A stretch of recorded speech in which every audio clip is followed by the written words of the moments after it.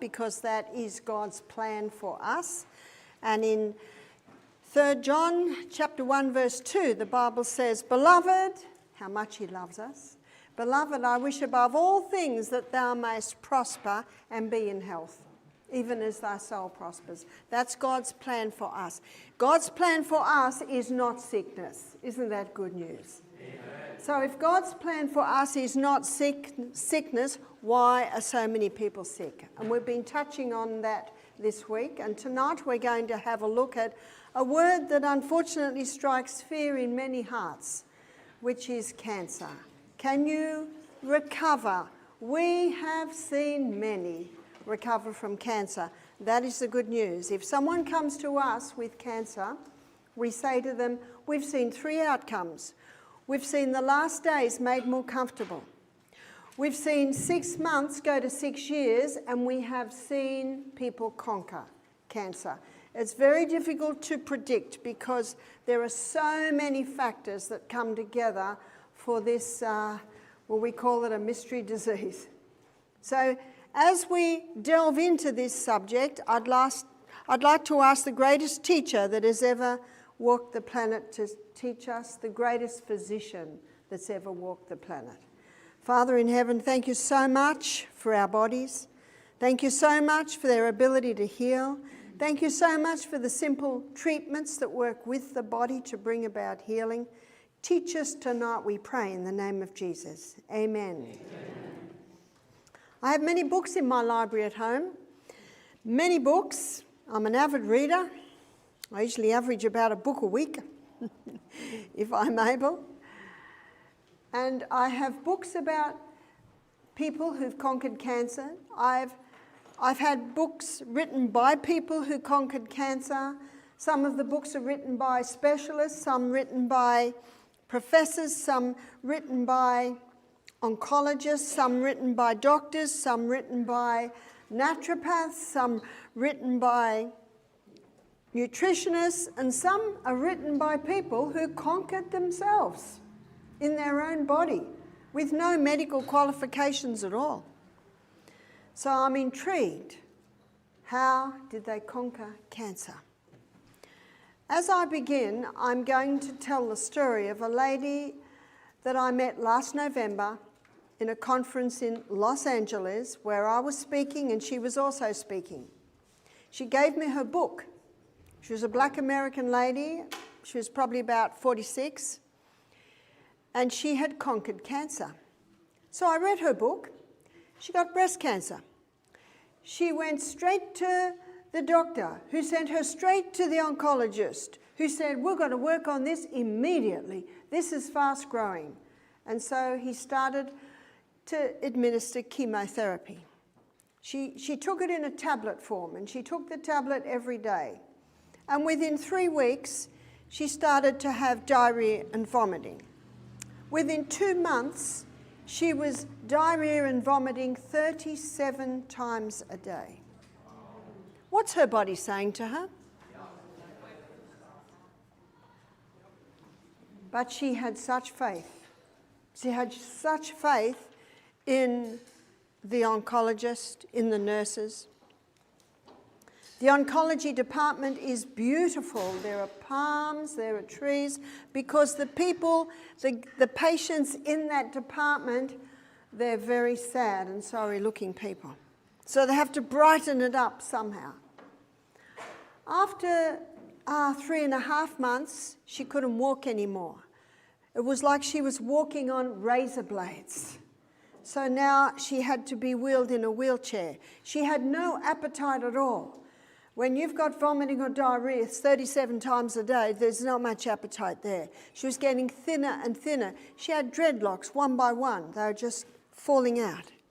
She got so thin that they had to feed her by her veins, but they couldn't find them because she was suffering from so bad malnutrition. Her arms became bruised. As I'm reading this, I'm thinking, am I reading about a concentration camp? Am I reading about a torture chamber?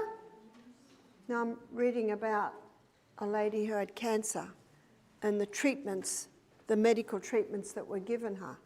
I could hardly bear to read on. I was getting indignant. I was getting annoyed.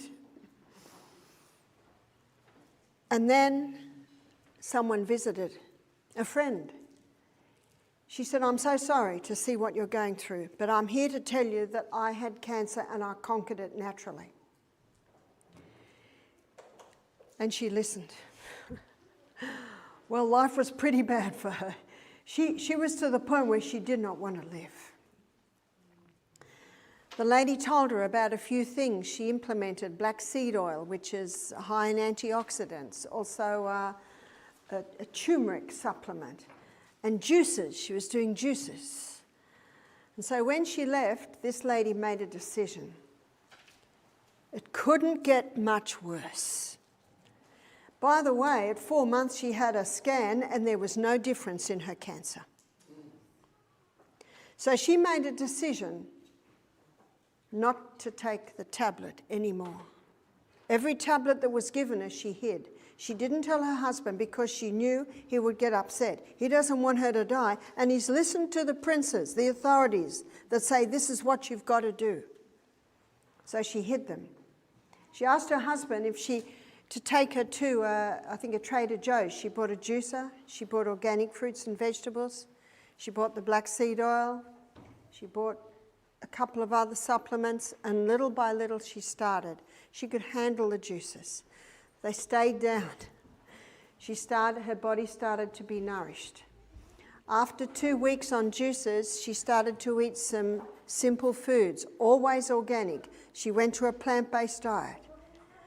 The diarrhea and vomiting slowed right down. Within a month, she did not have diarrhea and vomiting at all. The new hair started to grow. She went to physiotherapists to help her walk again, but she could hardly bear, only 1 or 2 steps at a time. It was like treading on razor blades. Little by little, her body began to be nourished.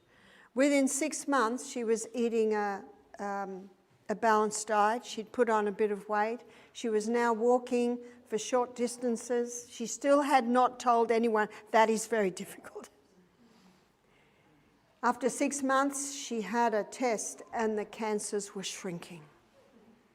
So she said to her husband, I've got something to tell you. She said, the reason I'm improving is because I stopped the tablet. He looked at her. She said, it's all right, I stopped 6 months ago. It's the juices, and of course, now she could prove to him.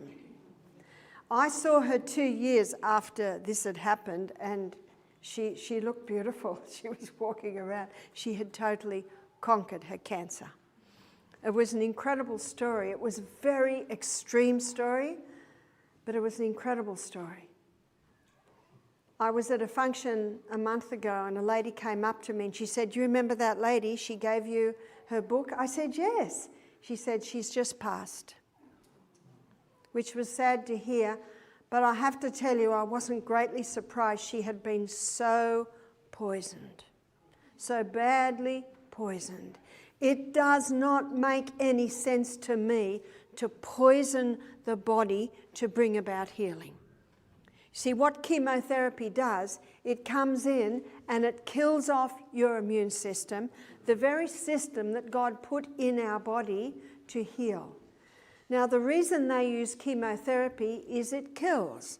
And I want to show you why it kills more cancer cells than good cells. But by the way, it does both. Because remember what drugs are? They just come in and they say, get out of my way. I got a job to do whether you need it or not.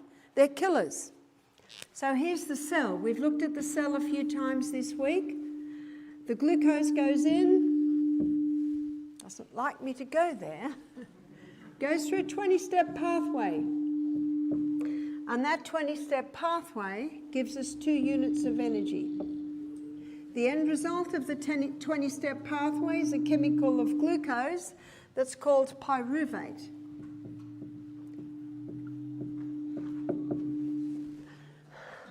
Drawing as fast as I can. And that chemical form of glucose is fed into the powerhouse of the cell. Call the powerhouse of the cell because this 8-step pathway, how much energy does it give us? 36 units of energy. Guys are over there, they're dealing with it. 36 units of energy. Now, what I didn't tell you the other day is that this is a very fast pathway. This is a slow pathway.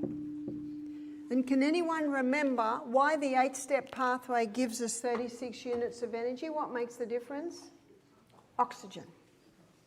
This is the pathway that uses oxygen. That pathway up there, no oxygen. In fact, that pathway produces energy by the process of fermentation. Cancer cannot live in the presence of oxygen. Cancer consumes 15 times the glucose of any other cell. Cancer cells run up there. And that's why chemotherapy kills more cancer cells than good cells. Because the cancer cell is consuming 15 times the glucose of any other cell, so it consumes 15 times the chemotherapy of any other cell. You see that? I was reading a chapter in a book I've got. It's one of Doug Kaufman's book, Know the Cause. And the title of the chapter is Confessions of a Chemotherapy Sales Rep. And this sales rep was at a conference where they were explaining chemotherapy. And the conference speaker said, chemotherapy is a gamble. We just hope that more cancer cells die than good cells, and we are also hoping that the person survives the treatment. This guy was shocked. But you know what shocked him more? No one else was shocked. That day he resigned. He said, I don't want to be part of such an unethical business. A gamble. I don't want to gamble. So in my books, many books at home, there are many different tangents. There's vitamin C infusions, there's apricot kernel seeds, there's black seed oil, there's lots of bits and pieces that people claim can cure cancer, but only one thing can cure cancer, and that is the human body when it's given the right conditions. I can feel a sneeze coming on, it's going to stop. So I was looking at all of this information, and I'm looking for common denominators. What's the common denominator in all of these people who have conquered cancer? What's the common denominator? And I found the 3 common denominators. One, we want to know what cancer hates. Because if we know what cancer hates, that's what we want to give the body. Cancer hates no oxygen. Because cancer,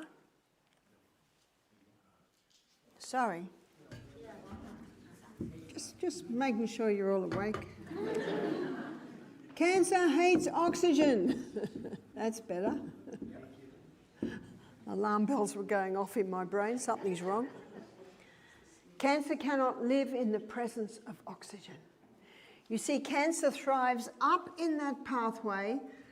It produces energy by the process of fermentation. It also explains why many people who have cancer have just no energy. Cancer hates low glucose because cancer cells consume 15 times the glucose of any other cell. Now, if you know the science behind this, of the cell, that's the glycolytic pathway, and down here's the mitochondria, and that 8-step pathway is in the Krebs cycle. That's the cycle that uses oxygen. But doesn't every cell in the body run on glucose? Yes. But this pathway, it can wait for the glucose to come from the carrot, from the lentil, from the chickpea, from the almond. But this pathway is really dependent on high amounts of glucose. In the book, The Germ That Causes Cancer, written by Doug Kaufman, he's the guy that's got the television program, Know the Cause. And he wrote the book, The Germ That Causes Cancer. with Dr. Holland. Dr. Holland stated, if you deprive cancer cells of glucose, they self-destruct. And we looked at, in another class, the effect of this high carbohydrate diet. Cereal and toasted breakfast, sandwiches for lunch, pasta for tea, pretzels, donuts, mid-morning, mid-afternoon. We looked at that and we looked at the effect it's having. Yes, causing the weight gain. Yes, contributing largely to diabetes. But we also looked at how it's contributing to heart disease by causing the glycocalyx. Remember the glycocalyx, those little filaments that are protecting the endothelium cells that line the arterial walls, causing them to actually basically disintegrate.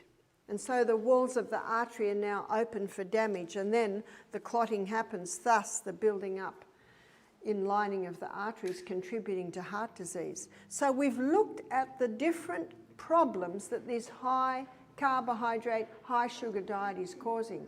And now we're looking at another aspect of how it is a contributing factor with the cancer that we are seeing.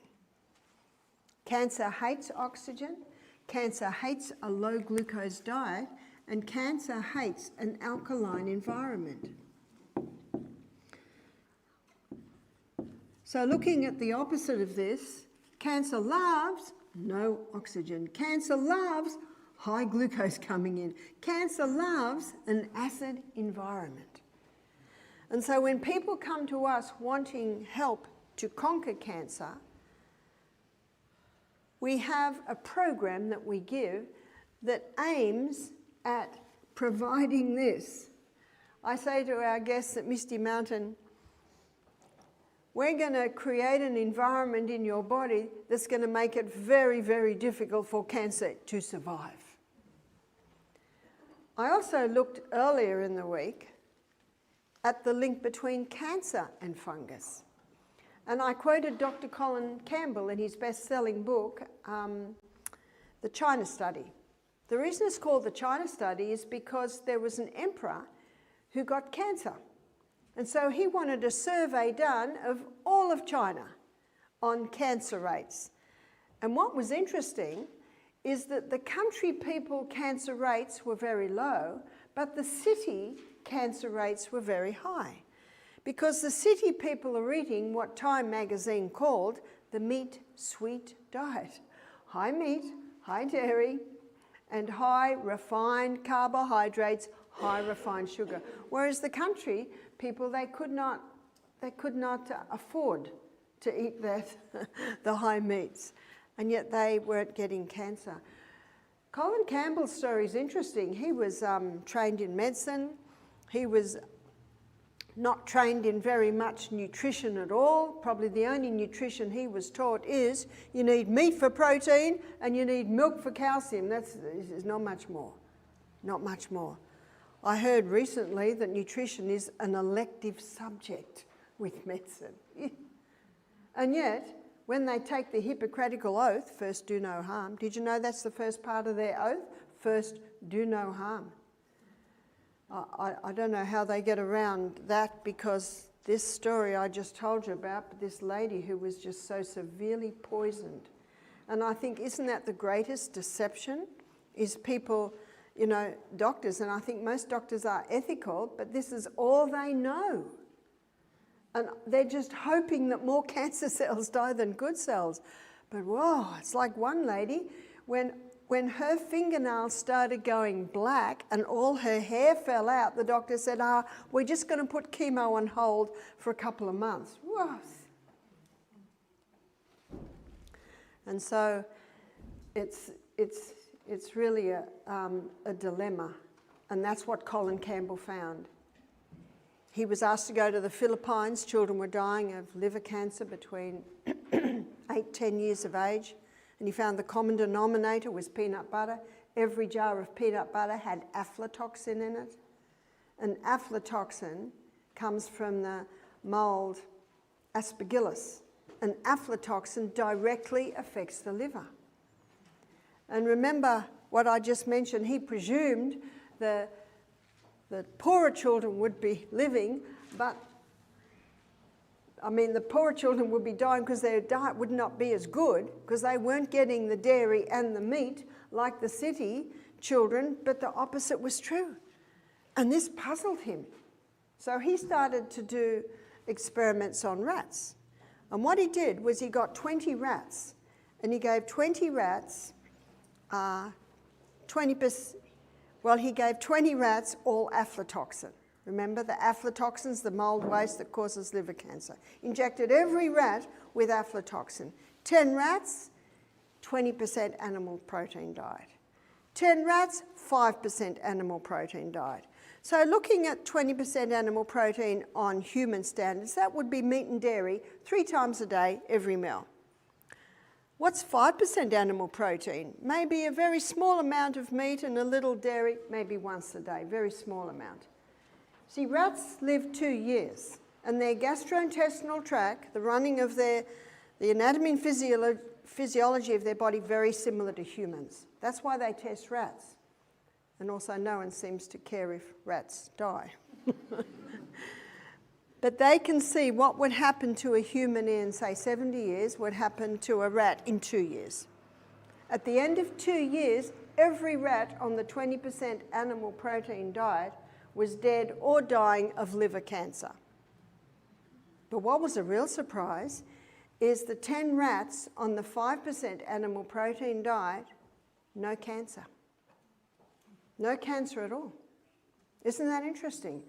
And that takes us back to when we looked at the true role of germs in disease. It's not the germ, it's actually the condition of the body. And did you know on his deathbed, Louis Pasteur refuted his theory that germs cause disease? You know what he said on his deathbed? He said Bernard was right. Bernard was a contemporary at the time who was also believed the same as Antoine Beauchamp. The germs don't cause disease, they're the results of unhealthy conditions. He said Bernard was right.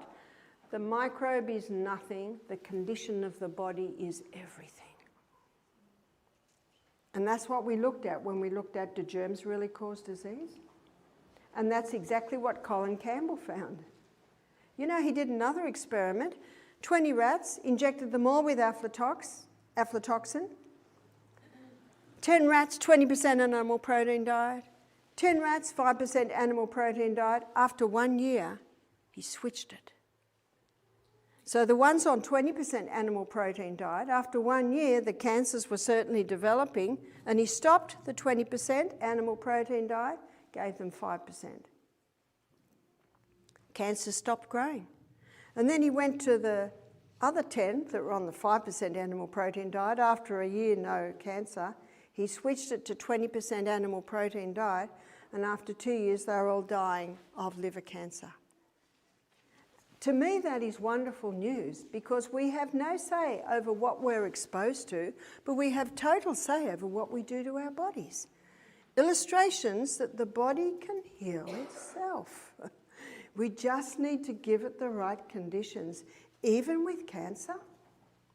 Yes, and we've seen it again and again, but I can never predict.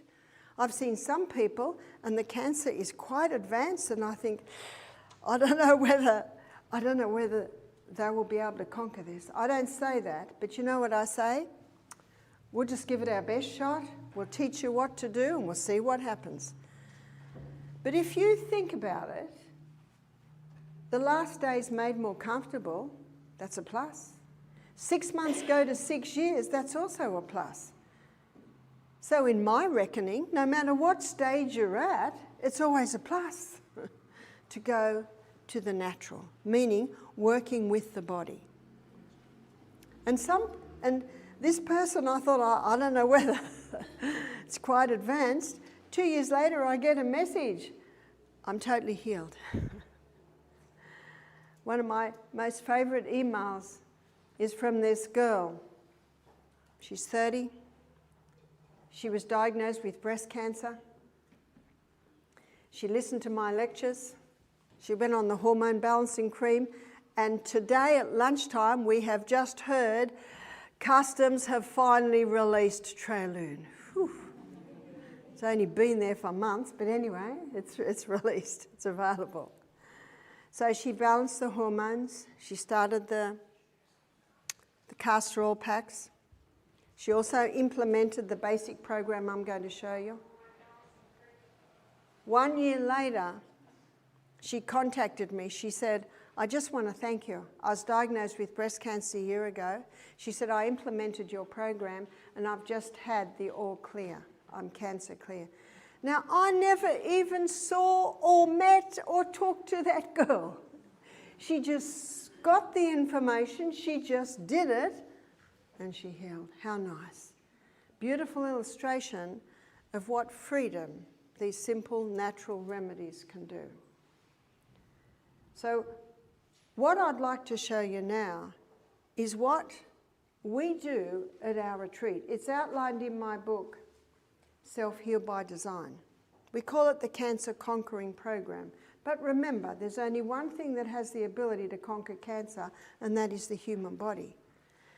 And the reason I'm not in prison is because the Healthcare Complaints Commission went through everything I've ever said, everything I've ever read, and nowhere could they find that I say I can cure any disease. If I had, I'd be in prison right now. Do you know if I go to Australia and give any health advice or speak on health, $10,000 fine and 10 years in prison? Isn't that incredible? That's why I'm here. So what can we do? Number one, starve. What's cancer's favourite food? Glucose and yeasts. So we suggest when someone wants to conquer cancer in their body, no fruit for 6 weeks. No refined sugars at all for 6 weeks. One lady said, but Barbara, God made fruit good. I said, he sure did. But when you want to conquer cancer, initially you've got to take some fairly extreme steps because this is an extreme condition. And the more extreme the steps. So what do they eat? Lots of vegetables, and there are so many vegetables, you can have different vegetables every meal, every day. Legumes. You can have a different legume every day for 10 days and have different ones every day. One lady said to me, this is what I do. Monday is lentil day. Tuesday is organic soy day, tofu. Wednesday is black-eyed pea day. Thursday is turtle bean day. So you can see what she does, and then she's got variety. I have another book at home. It's called The Garden of Eden Diet, and it's by Professor Constantini. He's former head of the World Health Organization, Department of Mycology. And if you remember mycology, that's the study of fungus. So he's a professor, former head of the World Health Organization, department that studies fungus and the way it affects humans. He's written a book called The Garden of Eden Diet, another one's called Breast Cancer Hope at Last, another one's on prostate. And in his books, he quotes 30,000 research papers showing the links between fungus and disease. So that's very well researched. In my book, Self-Heal by Design, I quote his book, so you can look at it's all referenced in there. And there's also a Italian oncologist named Dr. Tullio Simoncini.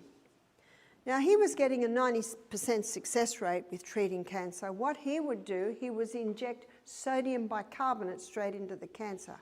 Now, cancer loves an acid environment, and what's sodium bicarbonate?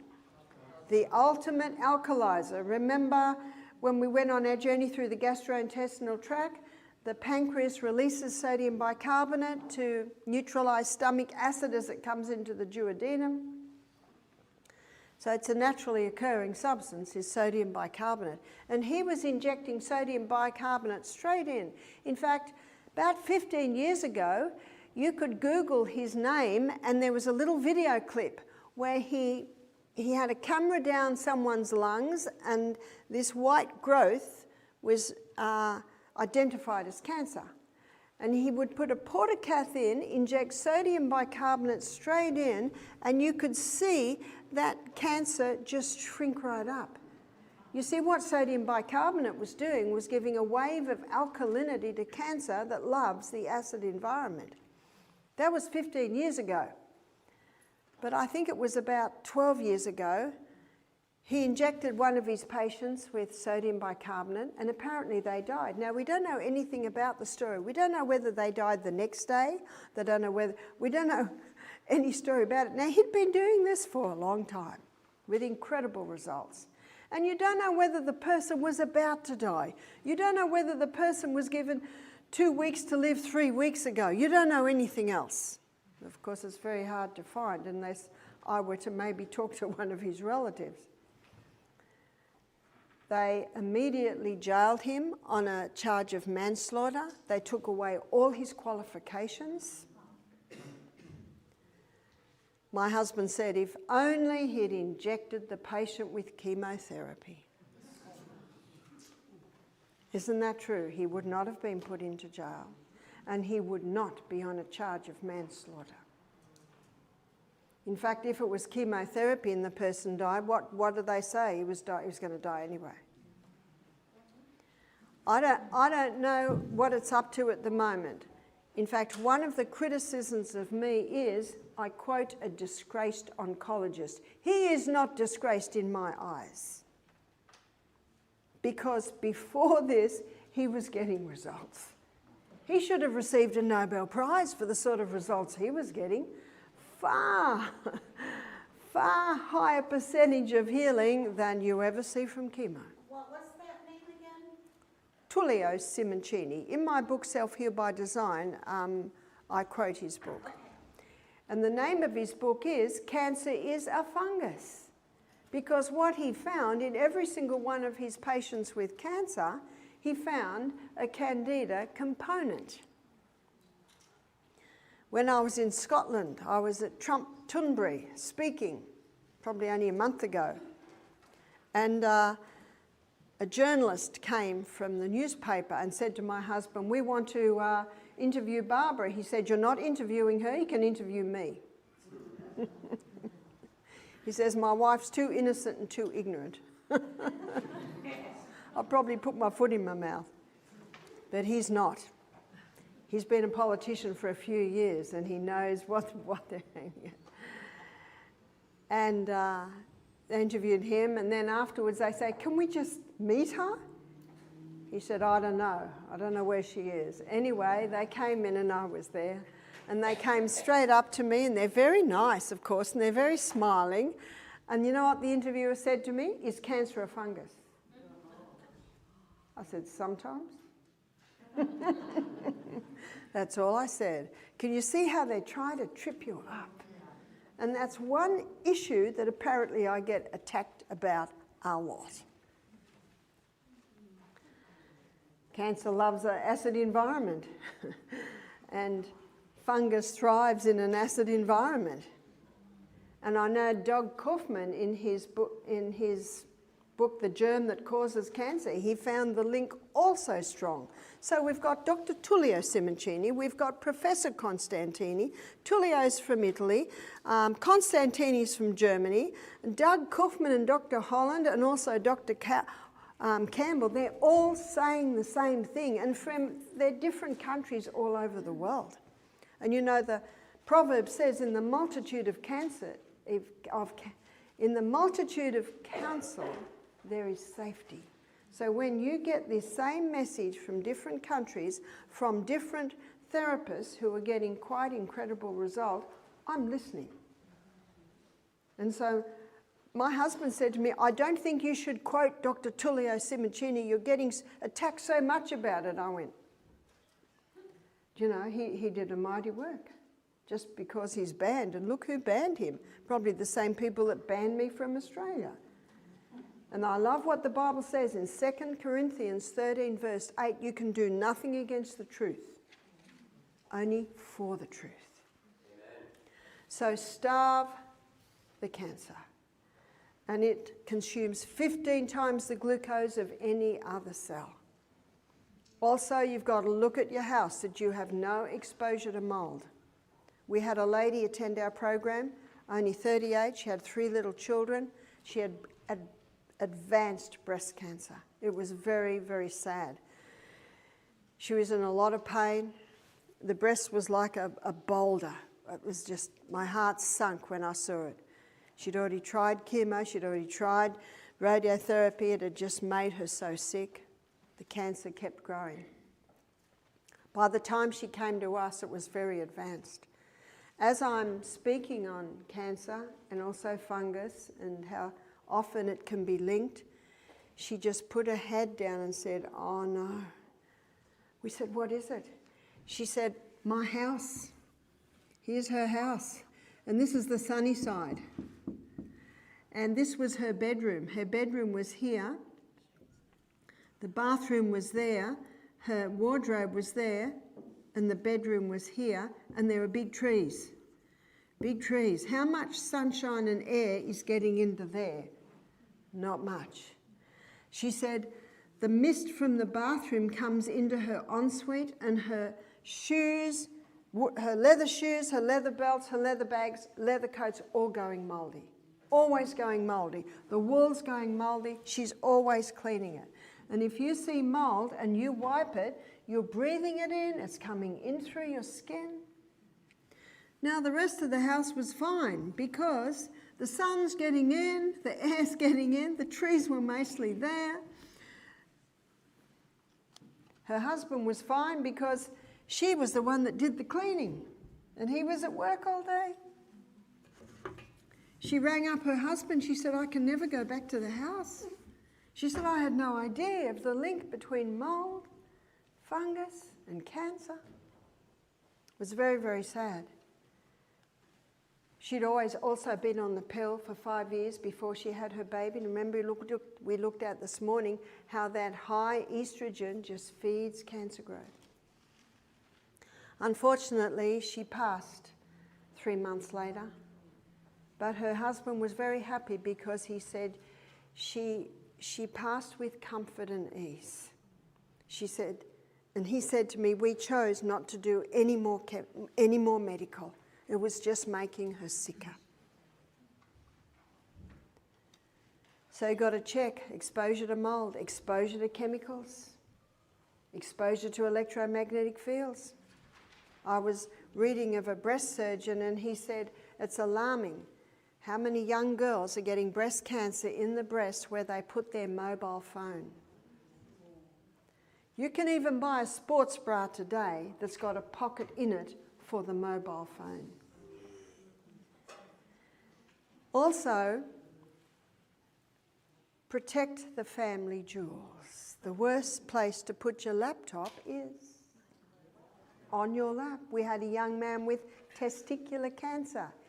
He was 35. For the last 10 years, he's driving his sports car around with his laptop on his lap. Also, with women that can go into uterus, ovaries, the laptop must go on the bench, must go away from the body. It's called the silent killer, the electromagnetic fields. So that can be a factor. Can you see often there are different factors that are coming together? It's really just one cause, though I think this mouldy house was a huge factor with this lady. And I think the pill and the hormonal imbalance was another factor. And she was just so tired all the day. And you'll find that because the cancer cells are only giving 2 units of energy. And so she was just eating quick, fast food, lots of pasta, lots of bread, lots of cereal. It was just quick and easy. She did not realize that it was actually feeding her. So when we say starve, we're not only looking at dietary-wise, we're also looking at exposure to molds, exposure to chemicals. Number 2. Well, actually, you can also say starving the fungus by balancing the hormones, because remember, it's the high estrogen that feeds it. And especially if it's cancer of the breast, cancer of the uterus, cancer of the ovaries, any reproductive organ. And with men, with prostate? I have had, not often, but some men can get breast cancer.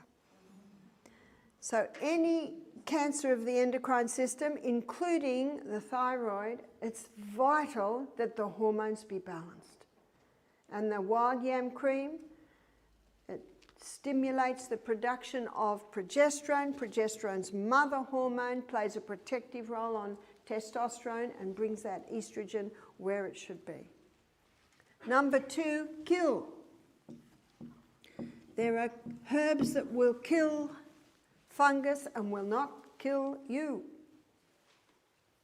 And we talked about these when we looked at conquering Candida. I think that was yesterday. So the grapefruit seed extract, olive leaf extract, portiaco, garlic, and again alternating week of this one, a week of that one, a week of that one. Because as we looked at the cycle of life and the microorganisms, we observed how these microorganisms can adapt and adjust, so you keep changing the medication. You don't use all your ammunition at once. You alternate it week on, week off. Number 3, alkalize. If cancer loves an acid environment, we want to alkalize it. We want to alkalize it, making it very difficult for cancer to survive. How do we alkalize? Green drinks. Green drinks are highly alkalizing because green drinks are high in the alkaline minerals. So at Misty Mountain, we've got a big garden, we've got lots of greens. So we gather wild greens. We gather maybe plantain greens, tips from the pumpkin vines, any edible plant, always a handful of mint. In my book, Self-Heal by Design, I've got the recipe. It's called the Great Green Drink. So 4 cups of greens, 4 cups of water, blend, strain it and pour it into little bottles, and it's like drinking grass. See, the molecular structure of human blood looks like this, and the molecular structure of plant blood looks like this. They're almost identical.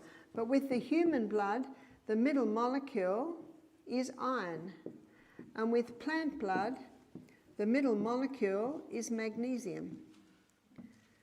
And that is why when we looked at detoxification, and I showed how we give our guests green barley every second juice, the powdered shoot of the green barley plant, you buy the powder, mix it with a bit of water and lemon, because it's one of the best blood and tissue cleansers. It's also highly alkalizing. Yes? Why would you strain it? Why wouldn't you just drink the whole juice? It's not very nice. And also, remember especially when we blend up stinging nettle, you don't want to eat those dregs. And we often put stinging nettle in it. And also, it's on juicing days. And we don't want any fibre to stimulate digestion. We want to bypass digestion so that the body goes into autophagy. And autophagy is breaking down any old matter in the body, and that's what the juicing does. In fact, we have a bit of trouble getting our guests to drink it anyway, but if it had dregs in it, I don't think we'd have no hope. But liquid grass is more tolerable. So what a lot of people do that don't have a big garden and can't make the green drinks, they'll just buy the green barley powder, or you could buy spirulina powder or wheatgrass powder, or sometimes you can buy super greens. And we usually give that to our guests just before the meal, 3 or 4 times a day. On the juicing days, we usually give it 4 times. On the eating days, usually about 3 times. And that comes in and alkalizes the tissues. We also do sodium bicarbonate wraps. Can you drink sodium bicarbonate? If you drink sodium bicarbonate, all it will do is alkalize what it touches. So this could be beneficial if someone had cancer of the esophagus, or cancer of the throat, or cancer of the stomach. Further down, probably they could do an enema to put sodium bicarbonate in, So it only alkalizes what it touches. Whereas the green drinks, they're absorbed into the tissues and they're alkalizing the tissues. So how we use the sodium bicarbonate, and a Canadian doctor gave me this recipe. In fact, she gave me this recipe probably about 16 years ago now. She'd watched my lectures on YouTube. She rang me up, and for 2 hours, she just questioned me.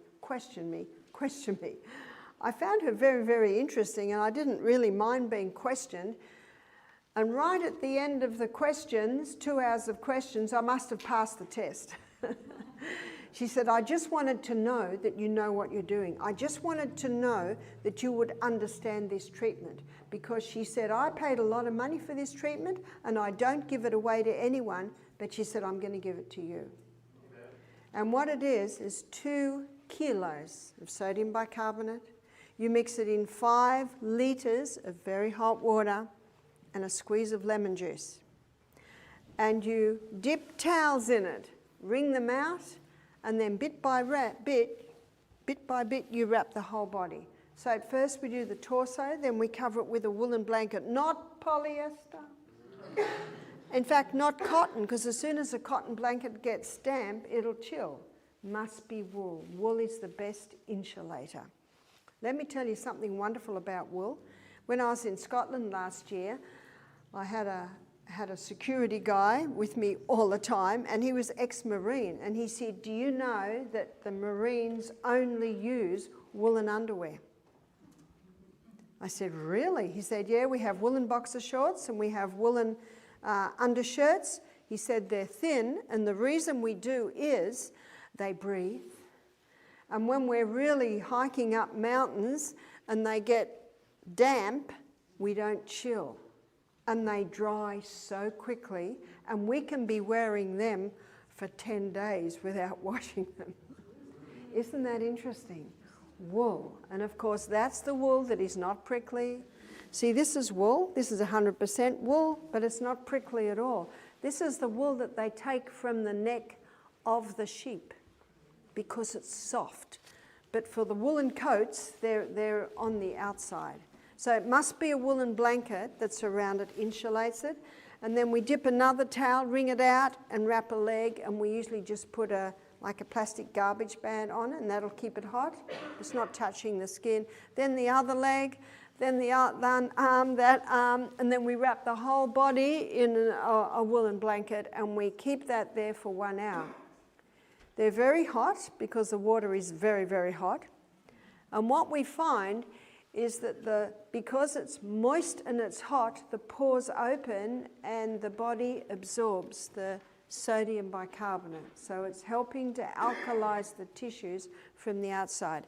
It's quite an involved treatment. In fact, our staff have to be trained in the treatment. You have to have 2 trained people to administer the treatment. It is on YouTube. I didn't know it was on YouTube. In fact, when the HCCC were interviewing me, I call it the Inquisition, I mean the tribunal, they interviewed me for 2 hours in 2019, and they were really targeting this sodium bicarbonate treatment. And they brought a film up on a television, and there am I doing it.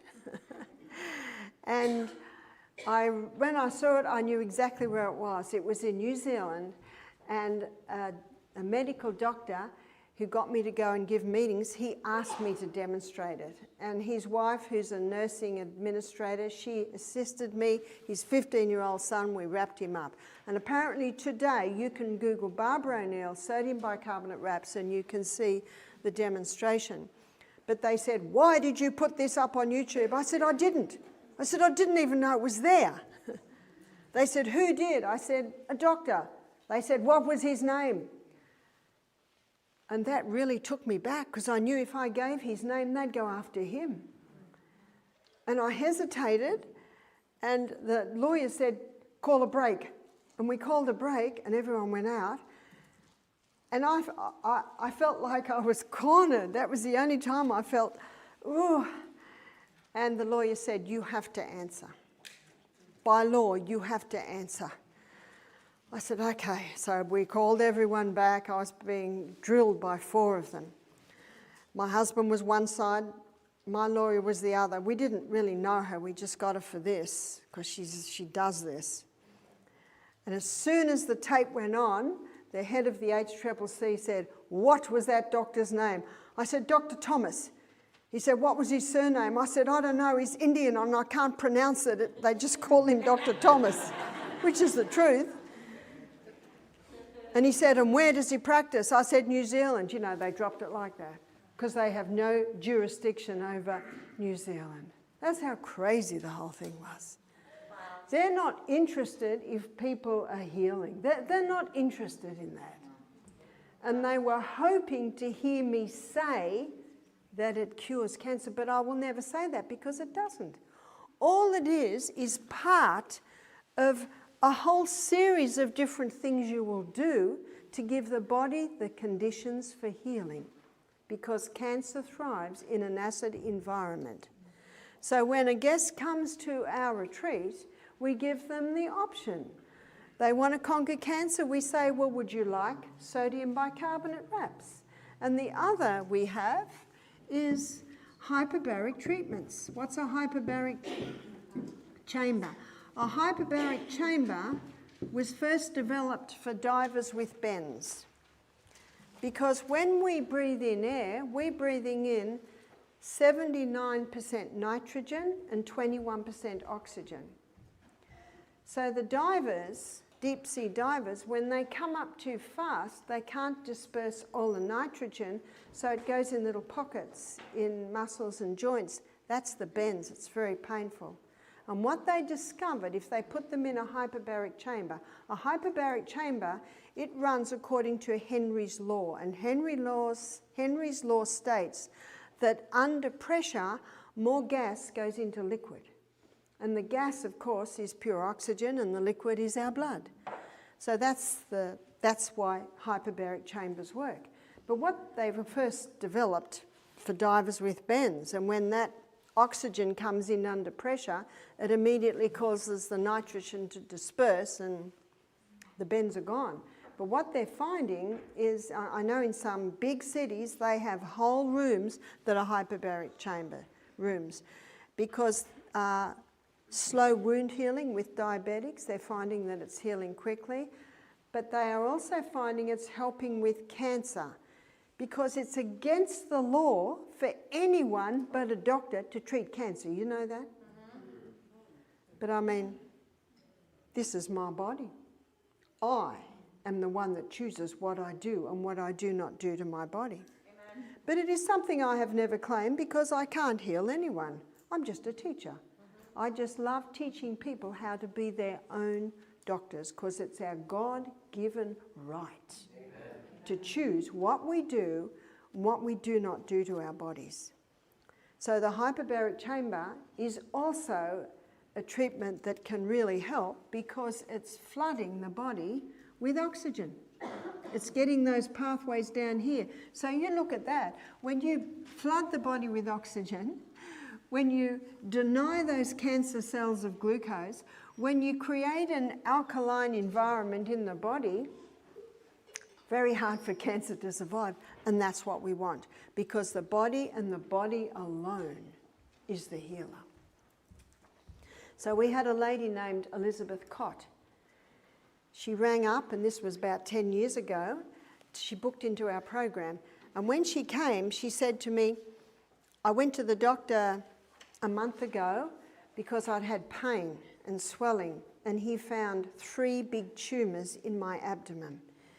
At the time, I think she's late 60s, and the doctor said, you got to do chemo immediately, this is fast growing, or I don't know whether you're going to survive. Well, she went home, Googled chemo, Googled side effects, and she did not like the sound of that. And a friend of hers gave her a DVD of mine on what you can do for cancer. So she booked immediately into Misty Mountain. She lives down in Victoria, which is about 16 hours from where we are, but plane takes you there quicker. She immediately implemented what we advised.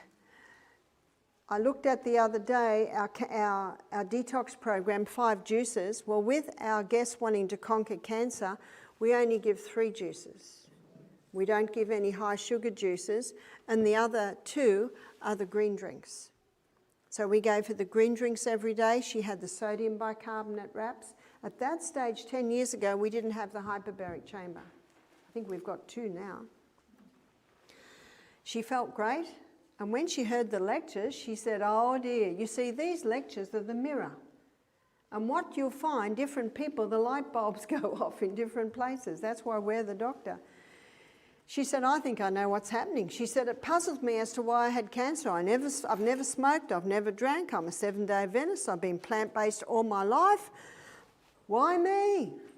Don't many people say that, but you know, there's always a cause.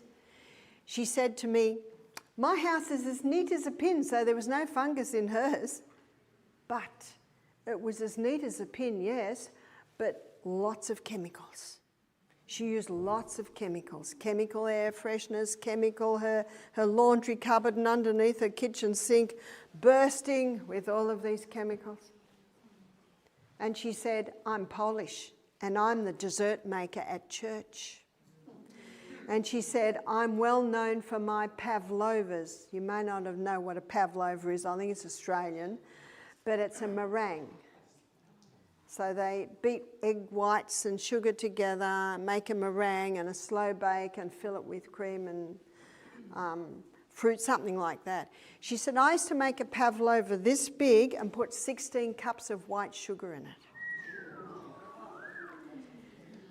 So as she's hearing the lectures, the light bulbs are going off. She's starting to see why. And she was one of those vegetarians that had cereal and toast for breakfast, sandwiches for lunch, pasta for tea, high carbohydrate diet. So she started to see the whys. She also applied castor oil compresses to her abdomen. She went home adhering to the cancer-conquering diet, 6 weeks of no fruit. After 6 weeks of no fruit, then she went on to the stage 1 antifungal, which is very low fruits. She did that for 2 months, then went to the stage 2 one, continuing the castor oil. She used to have bone spurs, all the bone spurs cleared up. She said, this was after 6 months, she said, I feel better now than I felt in my 40s.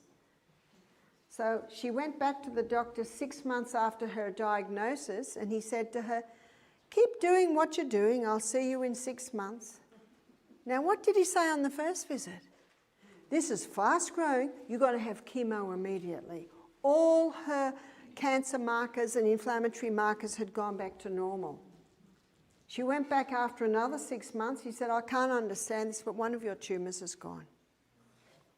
She went back the following year, the other tumour had gone. She visits them once a year now, and the oncologist there, specialist, the doctor, they're all just looking at her. They've never seen anything like it. And the HCCC, they said, Elizabeth Cotty's a fictitious person. And we told her, she said, give them my phone number. And we said to her a couple of months after that, have they rung you yet? She said, no, I don't think they dare. Because they rang the husband of another lady who'd conquered her breast cancer with this, balancing the hormones, the castor oil compresses, and they were very sorry that they got him. Because he really blasted them. So I don't think they're going to ring up anyone else after that. We also had a man with prostate cancer attend our program. And this is an interesting case because he wasn't really interested in going natural, but he did not like the thought of what they were going to do. We had one guy, he had 16 fine needle biopsies of his prostate. Is there anything left? And if he didn't have cancer to start, what's all that damage going to do? And you know, cancer really thrives where there's damage. That's why I don't agree with biopsies. And I said to this man, is there anything left? But this guy in his 50s who came to us with prostate cancer, he didn't want to do anything. But he knew he had to do something, and his wife and his daughter were ultra keen. I think he was about 55, his wife was 53, his daughter was 30. And his wife and his daughter were ultra keen. I said, well, we can do the wraps. And he went, and they said, he will. The chamber, and he sort of, he will. And every time we served a green drink, he looked at it, and they, Dad, drink it. And he was sort of easy going, oh, righto. I think it was an interesting case because he was fairly blasé. It was, oh, whatever. Now, also with prostate, excuse the drawing, but it's the only way I can describe it. This is the scrotum of a man, and this is the anus, the colon, and the prostate is there. So how do you put castor oil there? As you can imagine, that's very difficult. But you can make a suppository, and the suppository is 50% coconut oil. And the reason you do coconut oil, because it'll go solid, and 50% castor oil. And what you do is you get disposable gloves, and you melt the coconut oil, mix them together, and fill up every finger and tie it off, and then put it in the freezer. And then what the person does is before going to bed at night, they cut off a finger, they peel the plastic off, they insert the suppository, probably about there it'll go, and as it melts, the castor oil goes across to the prostate and can reduce the inflammation. That's probably the easiest way I know to get castor oil near the prostate. We'll just rub that out. But an illustration of how castor oil, because obviously breast, it's easy, you just apply. So as they went home, I was talking to them about how long on the cancer-free diet, how long on the stage 1, and he was, I guess so. And his wife and daughter, yes, he will do it. So when he went home, of course, they were there, his cheer club, his cheer team. Do you know he was a strawberry farmer, exposed to a lot of chemicals? And we think that was one of the factors. Now, because it was prostate cancer, he also applied the yam cream to get the progesterone up so that the testosterone again got into the right levels. He also used a herb called saw pimento. Saw pimento can reduce the inflammation of the prostate gland. It's not necessary to have a test to see how things are going. One of the easiest ways with a man is how many times they urinate in the night. So he went from urinating 6 times a night to by the end of 2 weeks, he was only urinating twice a night. Now that's exciting. So what does that tell you? The inflammation of the prostate is reducing. He emailed me 3 months later. He said, I'm cancer-free. That's exciting. Now he's interested. He's so interested that his whole strawberry farm, he's converting it over to organics. So we have seen many heal from many different types of cancers. Poultices can play a role. Hormones can play a role. There are many factors that can come into play a role, but that's the good news. I think I've lost my voice.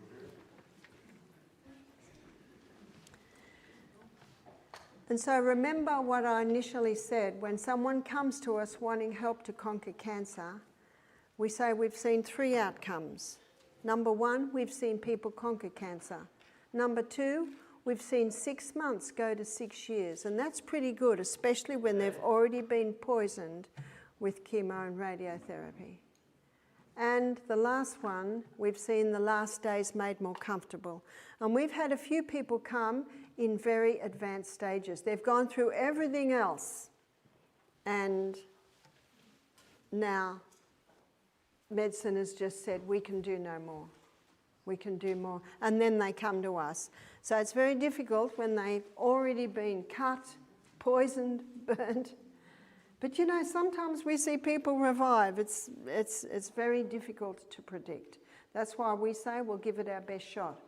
I was in Transylvania about 3 months ago. But I was there 1 year ago. And 1 year ago I was right up in the mountains of Transylvania, and they ran a series of health meetings there. 500 booked in. Was unbelievable. So they had to get this big marquee, and it's almost on the side of a hill. And every day I'd sign books. And on I think it was the second last day, I saw this lady coming towards me like this. And she's walking like this, and she's got a walking stick.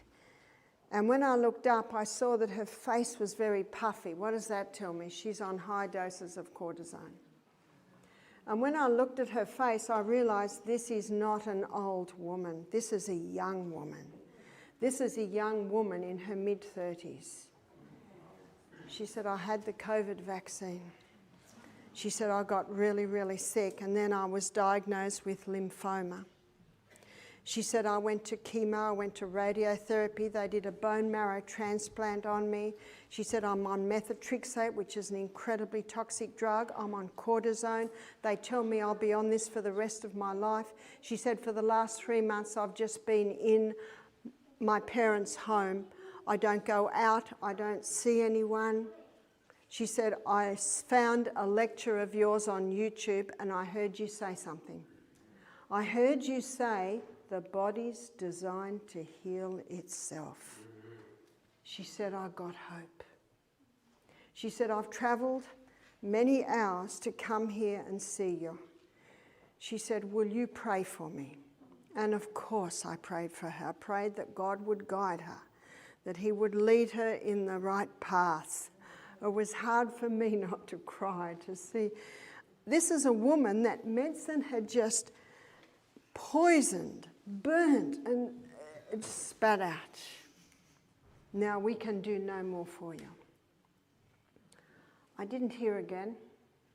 She took my books.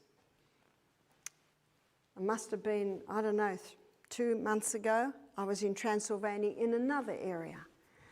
And on the second day, a lady came up. Lots of people come up for book signing photos. And when I looked at her, something familiar. It was the same girl. She looked beautiful. No puffiness in her face. And she leaped up on the stage, slim, looking beautiful, totally healed. Totally healed. She said, I'm off all medication. I said, I can tell. She said it wasn't quick, but she said, when I heard you say the body's designed to heal itself, she said, I implemented everything you said. She said, I was at my parents' house and they were willing to do anything because it's their precious daughter. And really, medicine had totally failed her. And so little by little, her body began to heal. Little by little, as she implemented the organic foods, and she would go on a juice fast once a week, just for 1 day with just the juices. She made sure her bowels were moving well. And bit by bit, she had to ease off that medication. It's very strong, very, very slowly. She said, it took me 6 months to get off the medication, especially the cortisones, the prednisones. You cannot stop them. You have to go off them very, very slowly. That was very, very exciting. In fact, the people around were just as excited as me, and they took photos of her, and we had a photo of her last year. And when you see the two photos together, you can't believe that it is the same girl. Just an incredible story. That's going to give me, you come back. That is wonderful to hear. And remember, you never walk alone. Jesus said in the Psalms, in Psalm 32 verse 8, he said, I will instruct thee and teach thee in the way that thou shalt go. He said, I will guide thee with mine eye. What a promise. Amen. So you can hold that promise as yours. that he will guide you and teach you at every step of the way. So we're going to do questions now. Thank you, Jessica.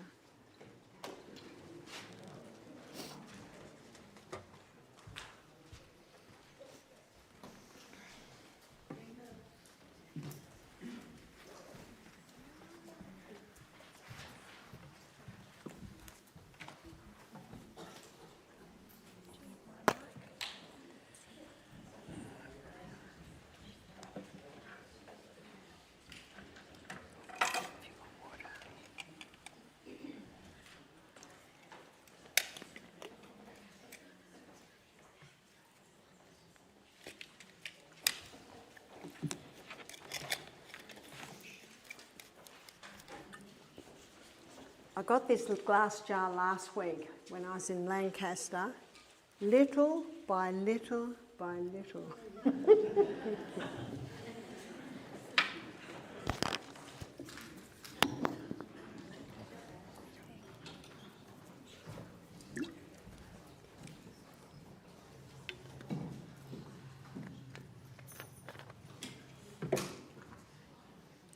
All right, We've got a few. we've got a few.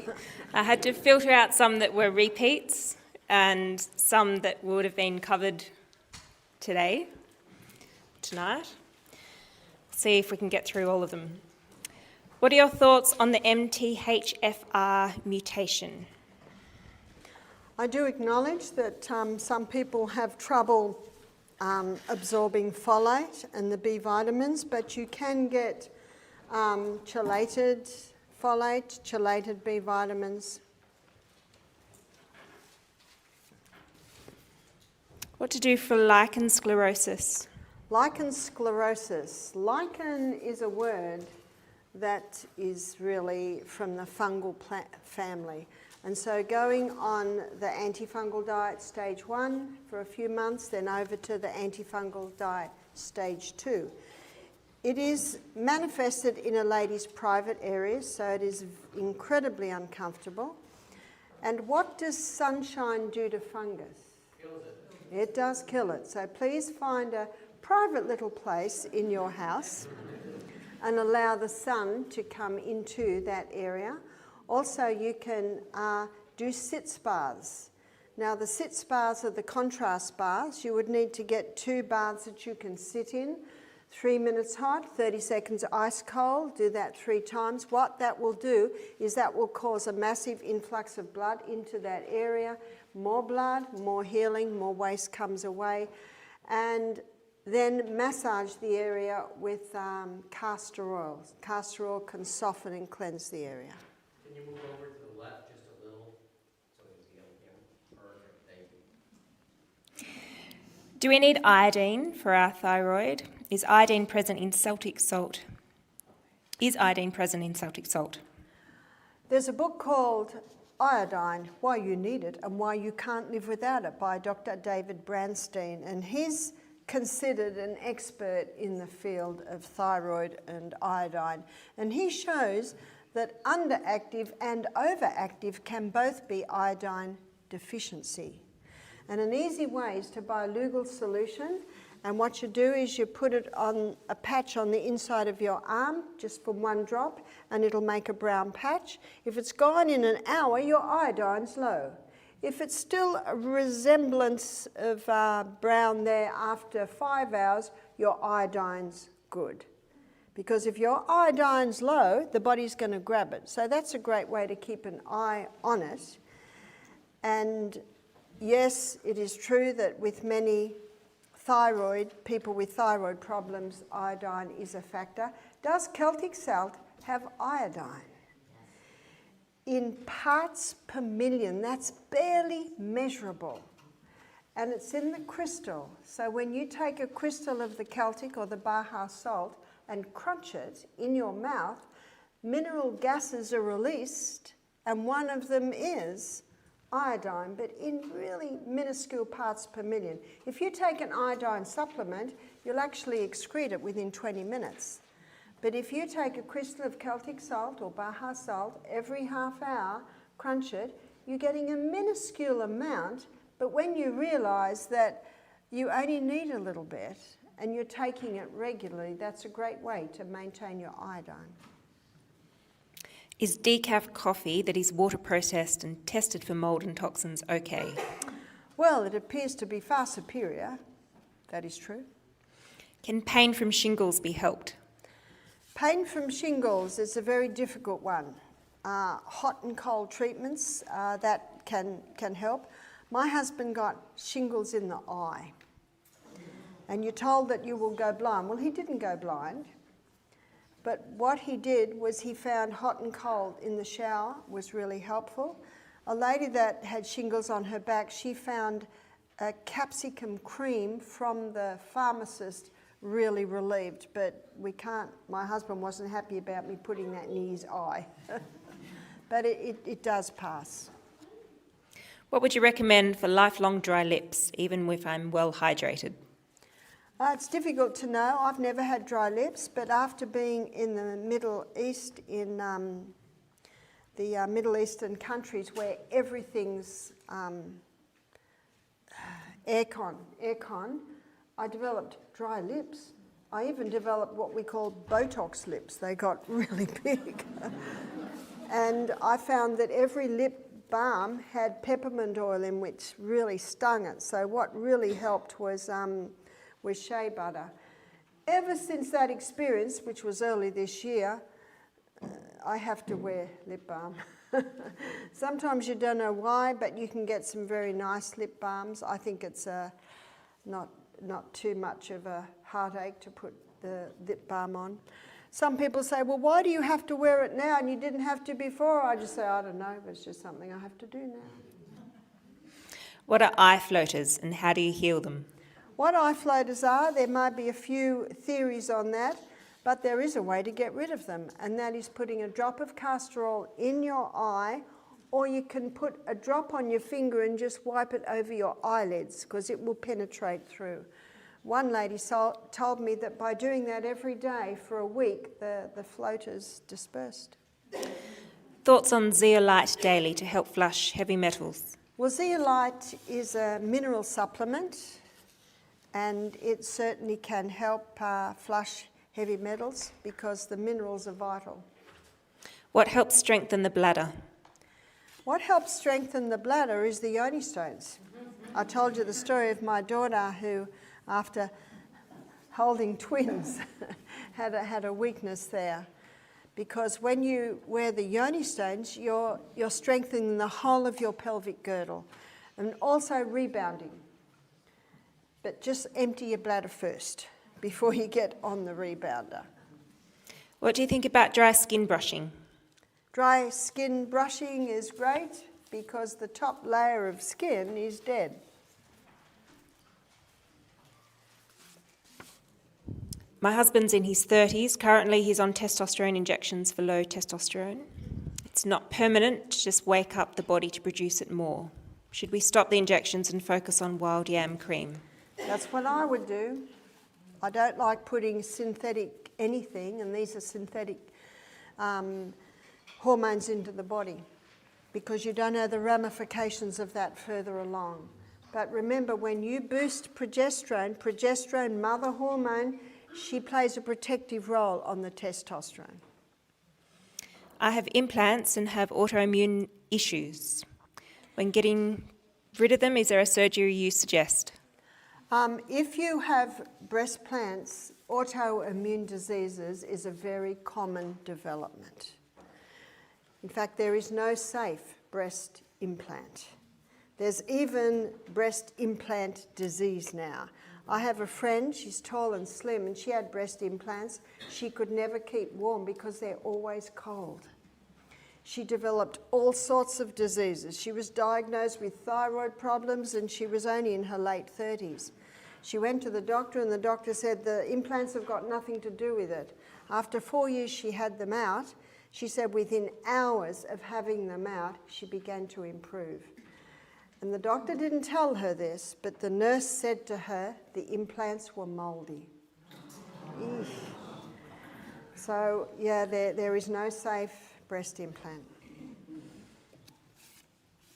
What would you suggest for hernia?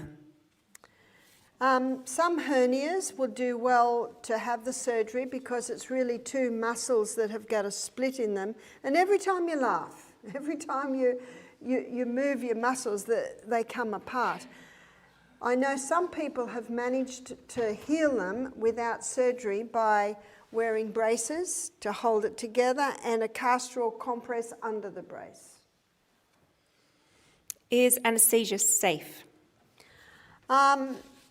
Obviously, if I was in a car accident and they had to stitch me up, I'd be very thankful for the anaesthesia.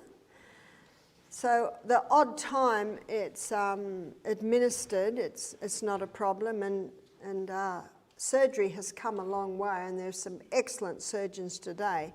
But anaesthesia is very, very important when there's surgery, but ideally we don't.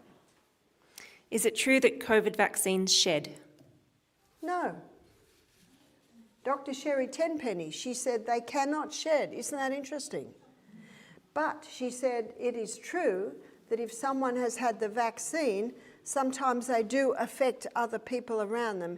And she says that they're not sure on why that happens, but she said, looking at it chemically, the COVID vaccine cannot shed. Can someone's metabolism slow down? They certainly can, especially if you just sit in front of a computer all day and never exercise. I enjoy running. I've trained and participated in half marathons. I'd like to do a full marathon. Is the stress too much for my body? Do you know, it's not. As long as you train, as long as you slowly build up to it. What is the best course of treatment for mosquito and bedbug bites? Ice. If you scratch, you will damage the skin, and eventually it will go. If you scratch, it will take a lot longer to conquer, but every time it gets itchy, just ice it. I never drink alcohol, but I use it to make tinctures. Is this a good idea? It is true that alcohol will extract the active components in a herb more effectively than anything else. That is true.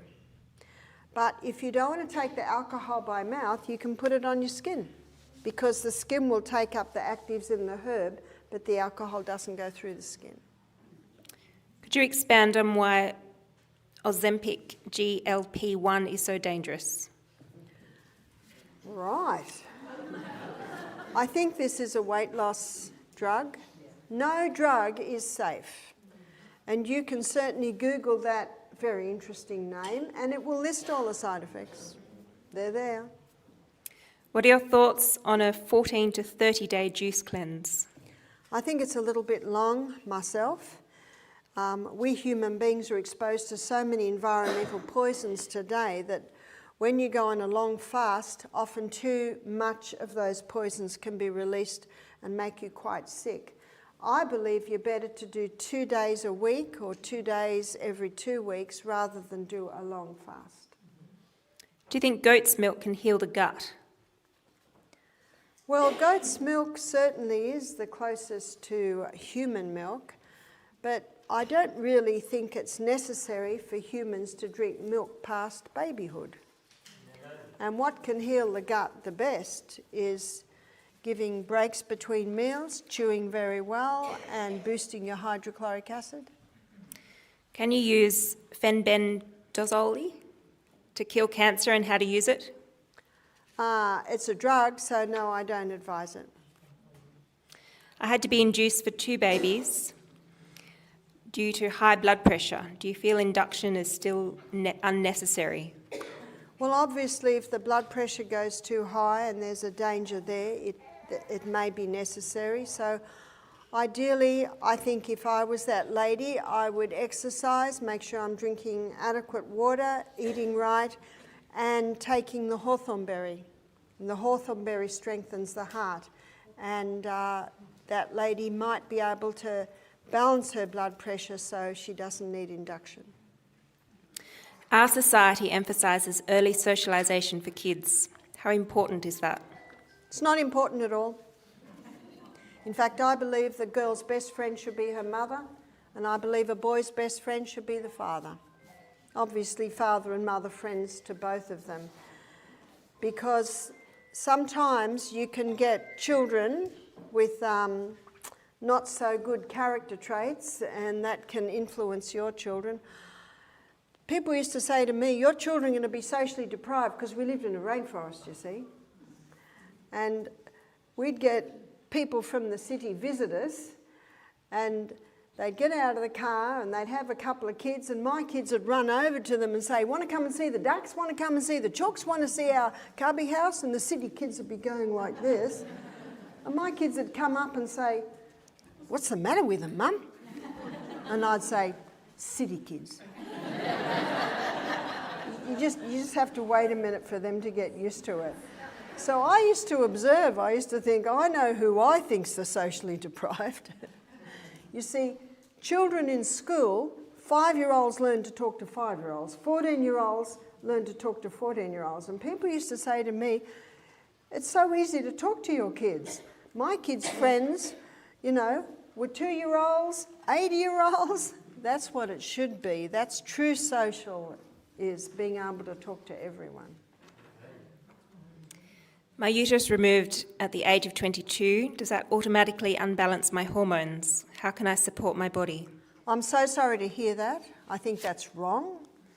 But I do appreciate that maybe the doctor thought he was doing the best that he could. I would like to suggest that the reason for the removal of the uterus was a hormonal imbalance. Because often if the uterus is removed, it's because there's growths there or because of heavy bleeding. But as you saw this morning, all you need to do is balance the hormones. There's no need to take that. One lady said to me, they've amputated my gallbladder, they've amputated my uterus, they've amputated my ovaries. That's how she described it. Does wild yam cream have any negative effect on the liver? No, it doesn't. Not at all. Because remember, what it does is just working with the pathways in the body to restore balance. How often an amount of yam cream? Well, on the Traloon, it's a pump pack. So it's just 2 pumps every morning, 2 pumps every evening, 3 weeks a month. If you have a yam cream in a jar, it's usually about the size of a pea. Your thoughts on silicone menstrual cups? So you can get silicone menstrual cups and you can get rubber menstrual cups, and they're great. A lady will save a fortune in what she would usually use for her periods. We covered this one in today's lecture. Is there anything to help the body reverse the effects of birth control pills? Yes, and that is the wild yam cream. If you've been on HRT hormones, do you need to go off them gradually or can you stop at once? You can stop the day you begin applying the yam cream. I've not had a period since June. I had my tubes removed 3 years ago. My doctors say stress, but I feel something is wrong. That's right. Unfortunately, when parts of the body are taken away, it does have an effect. But we live in an incredible body with an inbuilt ability to adapt and adjust when different things are removed. And that's where the yam cream can restore the balance. Are you supposed to eventually stop using wild yam? Well, yes, I gave my story that I was on it for a year and some flushes returned, so I went on for another 6 months, stopped again, the flushes didn't return. So it's a matter of observing and watching what your body does. One lady said to me she'd been on the yam cream for 7 years. She said, is that a problem? And I said, I don't think so. She said, I feel so good on it. I said, great. But most women find 1 year is suffice. Can you grow wild yam yourself or access it in raw form? Well, again, as I mentioned this morning, Dr. John Lee, he shows that when you apply it to the skin, you take up 400% more of the actives than if you eat it. I guess you could grow it. It's a Mexican wild yam that is a special type because it's high in the plant chemical diosgenin, which is the herb that works with the pathway to produce more progesterone. I'm perimenopausal with insulin resistance. It doesn't flare up because I manage it through diet and exercise, but I tried using wild yam cream. It caused my blood sugar to increase. I used 2 teaspoons twice a day for a month. Ooh, just overdoing it a little. 2 teaspoons is not the size of a pea. So I'd like to suggest that you just overdid it. If hormone imbalance is not an issue, when, on average, should young girls start developing /menstruation? Well, do you know, traditionally women would begin to menstruate at about the age of 16, which you hardly ever hear that today.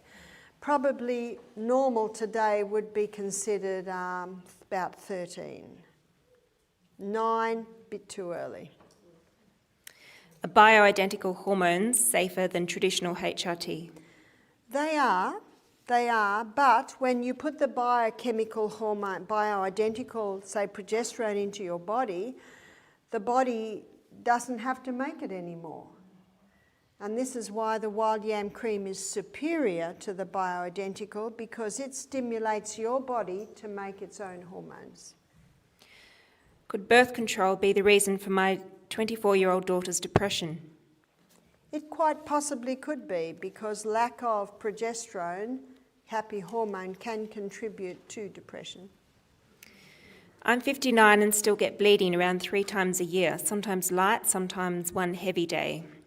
Is this normal? Sounds like it's normal for you. Can menopause cause memory loss and brain fog? Menopause not of itself, but if there's a hormonal imbalance, going through menopause with a hormonal imbalance, it can cause that. Borax, good or bad? Borax comes from boron. Boron is a naturally occurring mineral, so borax is quite safe. The big sellers now are infrared lights. They have all the hype that they improve mitochondria, growth, etc. Is it true?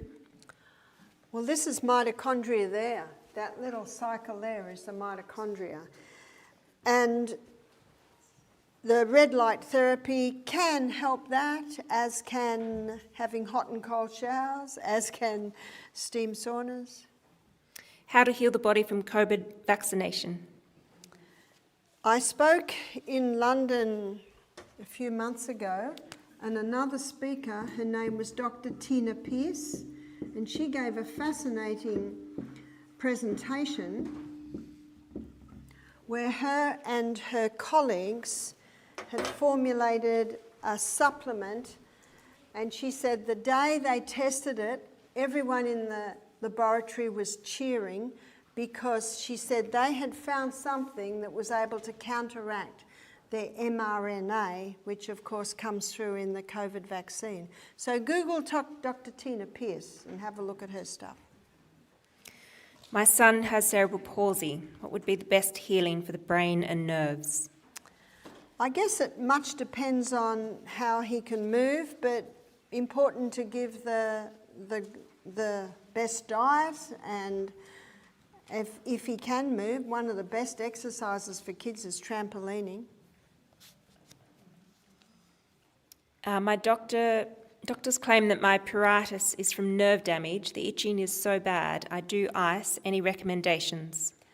And so for those who are not sure what this is, it's intense itch around the anal area.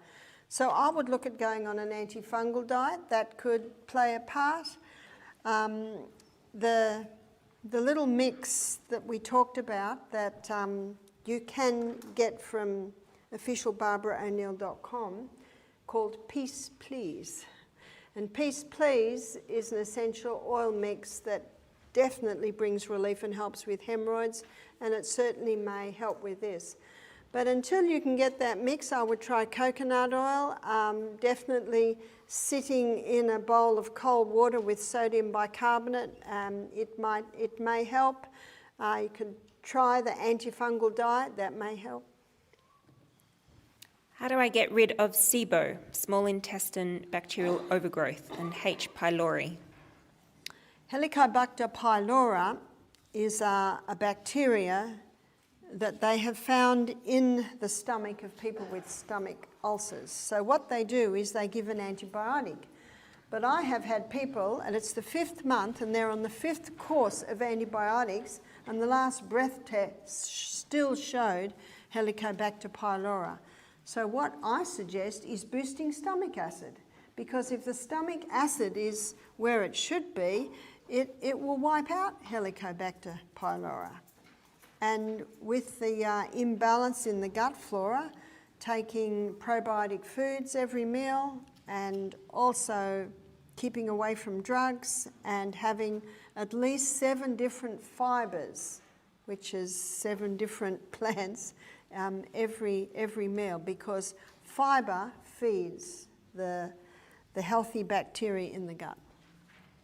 I have a prolapsed colon and bladder. Are these fixable? They are fixable. So even though we've got the colon one end and we've got the bladder the other end, right in the middle is the birth canal. And that's where the yoni stones can be worn, because it will strengthen the pelvic girdle, which helps to heal the prolapse. In my book, Self-Heal by Design, I have a little section on prolapses and show different ways you can lie to, every day to get that to fall back into place. Your thoughts on pumpkin seed oil taking for high progesterone? I have not heard of pumpkin seeds causing high progesterone. I guess it's a possibility. I'll have to look at that. How much water is too much in a day? Over a gallon? Well, Dr. Christopher, he says, here's a sign if you're drinking too much water. You put your head on the sign and it comes out your ears. You're drinking too much water. In other words, it's almost impossible. I haven't met anyone that drinks too much water, because if you drink too much water, you're having to visit, we call it the little house, the bathroom, a lot. So I think a bit of common sense and your body's reaction will tell you how you're drinking. What do you use to wash fruits and veggies? Water. Squash and pumpkin seeds be eaten? Yes. Castile soap, good or not? Dr. Bronner's? Great. In fact, a lady gave me a little bottle of the Castile soap. It's just pure soap, and I travel with it. And if there's not good washing detergent, we wash the clothes with it. If we don't have good dishwashing detergent, we wash our dishes with it. The Castile soap is a pure soap. What's your take on seed oils on skincare products? Well, personally, I don't want seed oils coming anywhere near my body. So what I aim for is going for the castor oils, the coconut oils, the natural oils. What do you use to clean your hair? It's usually a shampoo that's biodegradable. The one I've got at the moment is from Australia. I'm getting low. I've been away for a few months. It's called Akin, but I do know that you can get some good shampoos, conditioners. You just got to read your labels. Sodium lauryl sulfate. You want to keep away from that, because sodium lauryl sulfate is in most shampoos and it causes it to froth. But sodium lauryl sulfate can kill the hair follicles. So you've got to keep away from sodium lauryl sulfate. It's just a matter of reading your labels. Would yoni stones help with diastasis recti? Which is, I think, a split in the stomach after childbirth. What you've got to, and yes, it can, because it's strengthening the pelvic girdle from the inside. And it's important never to overwork it. So you've got to listen to what your body tells you. What are your thoughts on cracking knuckles and other bones? If it's sore, I think it's not good. If it hurts, you shouldn't do it. I very triumphantly took my daughter to a chiropractor and said, "Chiropractor, can you please tell my daughter to stop cracking her knuckles because it's harmful?" And he went, "Doesn't really matter." You can imagine my daughter's face. What's the best way? Oh, I did that one already. Can you use castor oil compress with large abdominal mesh for hernias? Worry that if it can break down bone spurs, it might mess with the mesh. Well, I wonder why you would use it, because I'm presuming that if you've got mesh in there, the hernia has healed. I always think that if you apply it and you feel discomfort, maybe it's best not to.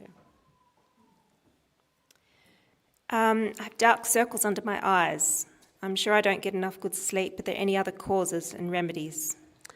Sometimes not drinking enough water can do it. Not enough sleep can certainly do it. Cysts on the face.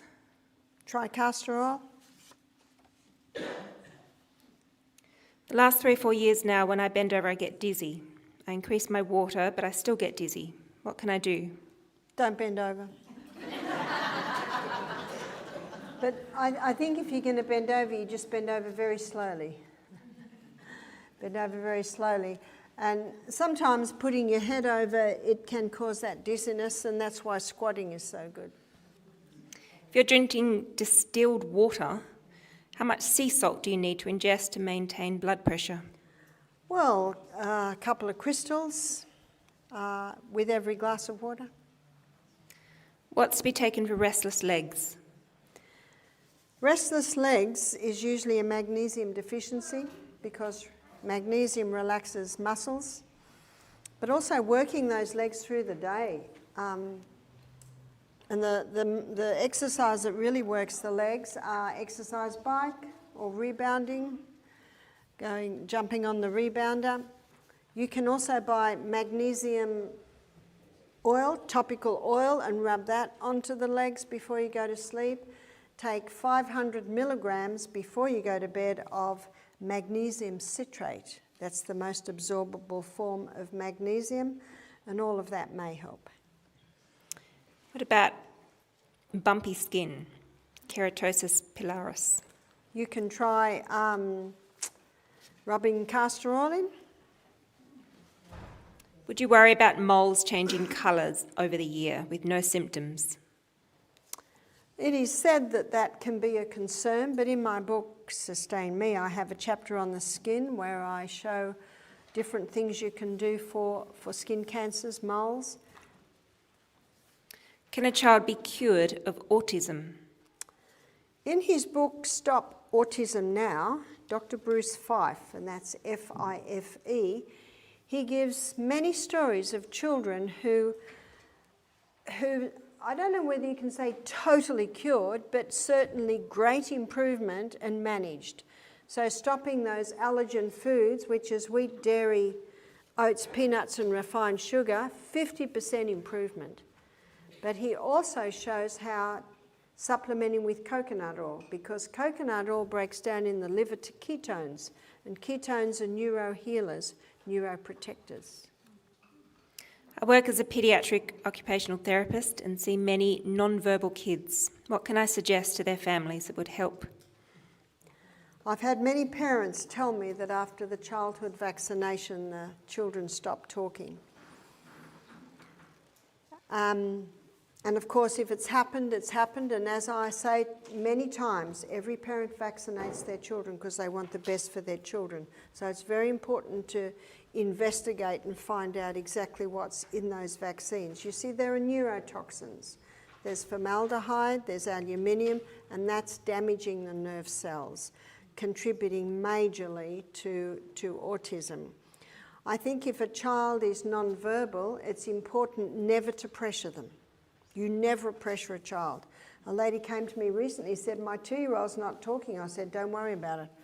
I've got 2 children that didn't talk till they were 2.5. And my daughter, her second child, he didn't talk till he was 5. Communication can happen in many other ways, but there should never, ever be pressure. But I find for autistic children, non-verbal children, that physical stimulation is really good. Rebounding is very good, because what rebounding does is it balances the fluid in their brain. Is a sauna okay while breastfeeding? Yes, What temperature do you recommend? whatever you can stand. You see, you've got to listen to the body. Castor oil safe while breastfeeding? Is it Very- okay to use on kids? Very, I had it on me my whole childhood. And she's still alive. How much media should I limit for my teenage children? As much as possible. I believe that in your home, the children should earn media time.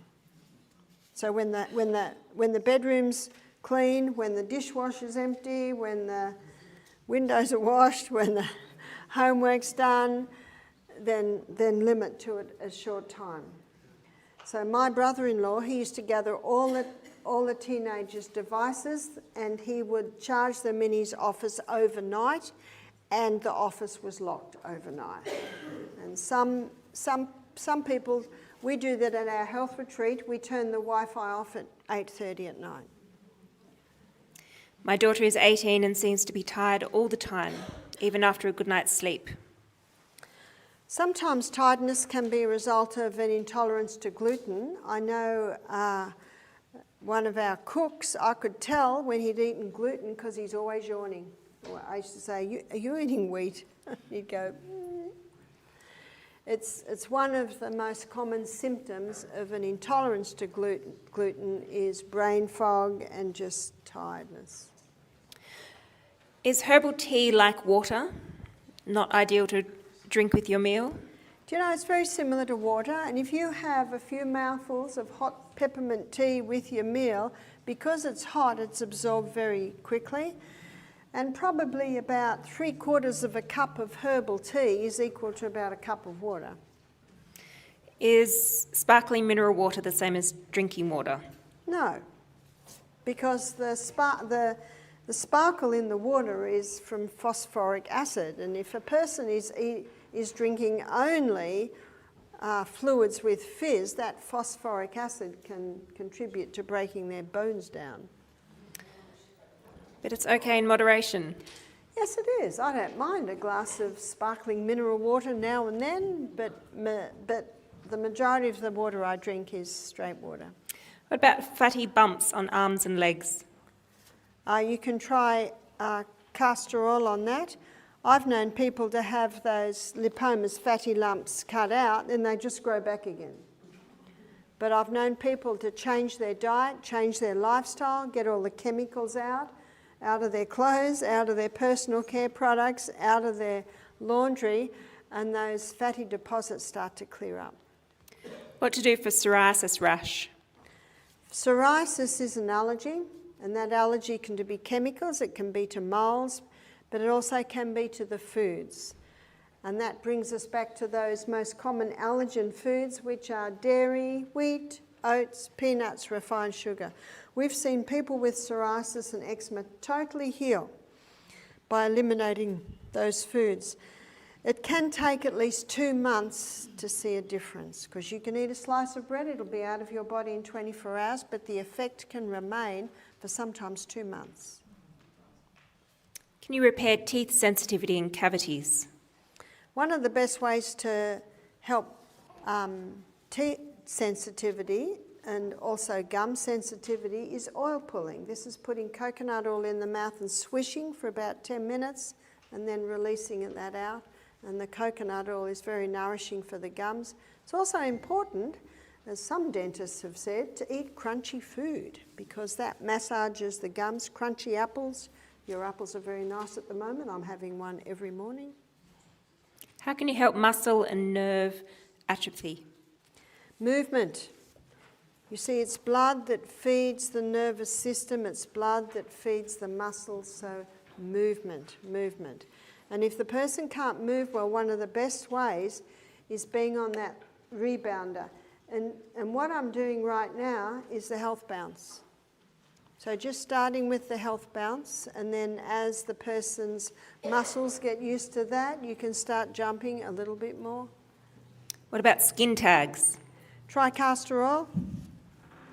What are the different types of magnesium? Well, magnesium citrate is the magnesium we predominantly use. Magnesium sulfate is Epsom salts, and if you take that, you'll get diarrhea. So there are a few different types, but magnesium citrate is the one that we use by mouth. How do you compensate in the winter when the sun is minimal? Do you know if there was no sun, it'd be black outside like it is now. So even with cloud, you are getting rays of sun. How to lower cortisol? Breath work, and keep away from stressful situations. So just remember I mentioned the cube. Cube is 4 in, hold for 4, 4 out, hold for 4.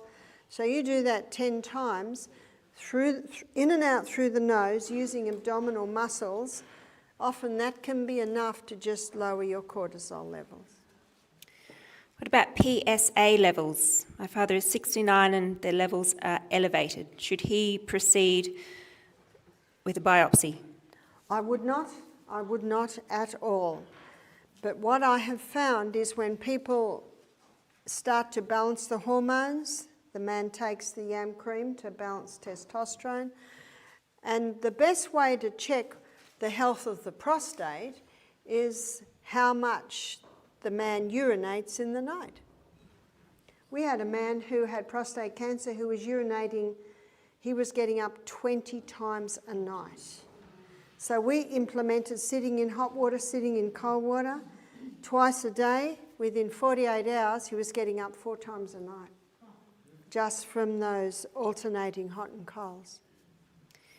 Is there any problems for the body or thyroid when you're swimming in a chlorinated pool? Well, it's not good to swim in a chlorinated pool every single day, but to swim in a chlorinated pool every now and then is not really harmful. What would you suggest for a sluggish liver? I often have to do gallbladder flushes to prevent getting gallbladder removed. I ate Atkins for years and a lot of water. Meat is a heavy protein that is a lot harder on the liver gallbladder. But eating only healthy fats, taking liver herbs like milk thistle, dandelion and ginger, and also castor oil compresses on the liver area, that will help to maintain it. What causes nasal polyps? What are the natural things that can get rid of them? Eliminating the mucus-forming foods, which are wheat, dairy, oats, peanuts, refined sugar. We find that when those foods are eliminated, adenoids slow down, polyps slow down, tonsils start to calm down. Why do I always have bad breath despite excellent hygiene? Difficult to comment. I would first of all look at the bowels working well, because we should be eliminating. If we eat 2 times a day, we should eliminate 2 times a day. And if the bowels aren't eliminating regularly, that can influence breath. Also, I would check if there are any root canal fillings in the mouth, check if the person's a nose breather or a mouth breather, so you check a few things. What do you think about sleeping with a humidifier? I think if a child has croup, sleeping with a humidifier can help. How do you find if your house has mould? You can usually smell it. And I think that you can get people to come in and test the air. Would the woman that worked 24/7 for her deadline and had a stroke, would she have been okay if she had have taken cayenne pepper before the ambulance came? Quite possibly. So I'd like to close with a word of prayer. Father, thank you so much for what you've taught us today, tonight. We pray that you'll bless every head that is driving, that you'll give us a good night's sleep, and we look forward to tomorrow morning's class, and we pray this all in the name of Jesus. Amen. Thank you.